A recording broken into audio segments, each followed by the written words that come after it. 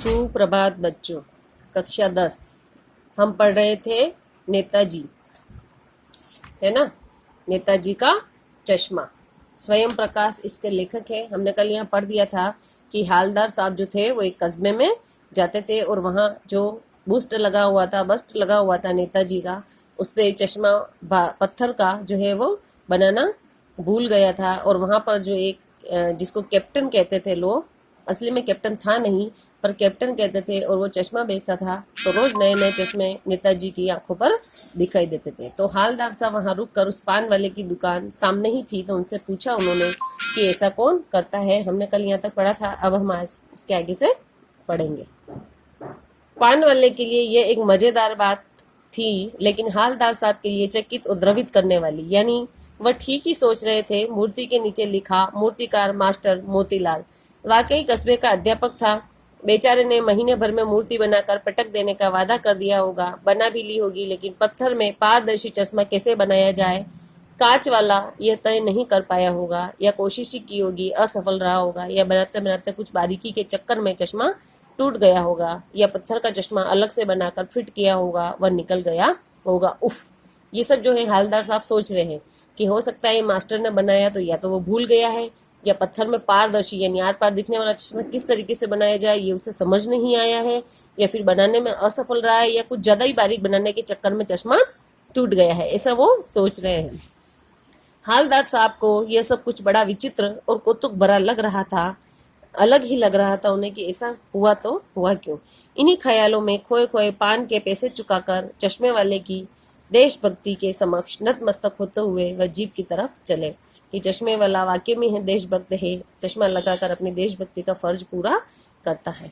पीछे मुड़े और पान वाले के पास जाकर पूछा, कैप्टन चश्मे वाला नेताजी का साथी है या आजाद हिंद फौज का भूतपूर्व सिपाही? भाई उसको कैप्टन कहा जाता है तो या तो कोई सिपाही है या फिर नेताजी के साथ उनकी फौज में शामिल होगा। पान वाला नया पान खा रहा था। पान पकड़े अपने हाथ को मुंह से 1.5 इंच दूर रोक कर उसने हालदार साहब को ध्यान से देखा, फिर अपनी लाल काली बत्ती सी दिखाई और मुस्कुरा कर बोला, नहीं साहब, वो लंगड़ा क्या जाएगा फौज में, पागल है पागल। वो देखो वो आ रहा है, आप उसी से बात कर लो, फोटो वोटो छपवा दो उसका कहीं, है ना। यानी कहने का मतलब उसे कैप्टन कहते थे, लेकिन वो कैप्टन था नहीं। हालदार साहब को पान वाले द्वारा एक देशभक्त का इस तरह मजाक उड़ाना अच्छा नहीं लगा। जब उसने कहा पागल है वो, तो वो लंगड़ा है, वो क्या फौज में जाएगा, तो ऐसे उसकी इज्जत खराब करने के लिए हालदार साहब को बहुत गुस्सा आया कि ये उस देशभक्त का मजाक उड़ा रहा है। मुड़कर देखा तो अवाक रह गया, आश्चर्यचकित रह गया। एक बेहद बूढ़ा मरियल सा लंगड़ा आदमी, सिर पर गांधी टोपी और आंखों पर काला चश्मा लगाए, एक हाथ में एक छोटी सी संदूकची और दूसरे हाथ में एक मांस पर टंगे हुए चश्मे लेकर अभी अभी एक गली से निकला था, और अब एक बंद दुकान के सहारे अपना बांस टिका रहा था। और उस बेचारे की दुकान भी नहीं, फेरी लगाता है। फेरी यानी समझ गए ना आप, घूम घूम कर बेचना। कोई दुकान नहीं थी दुकानों के बाहर या सड़क पर इस तरीके से। हालदार साहब चक्कर में पड़ गए।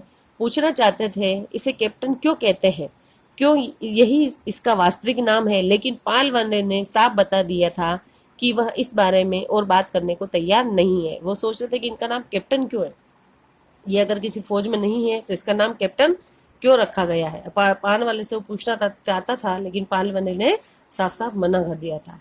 ड्राइवर भी बेचैन हो रहा था, काम भी था। हालदार साहब जीप में बैठकर चले गए। 2 साल तक हालदार साहब अपने काम के सिलसिले में इस कस्बे से गुजरते रहे और नेताजी की मूर्ति में बदलते हुए चश्मों को देखते रहे। यानी 2 साल तक हालदार साहब का काम था इस कस्बे से आना और जाना। 2 साल तक उन्होंने देखा कि रोज वहां पर चश्मा जो है वो परिवर्तन होता रहता था।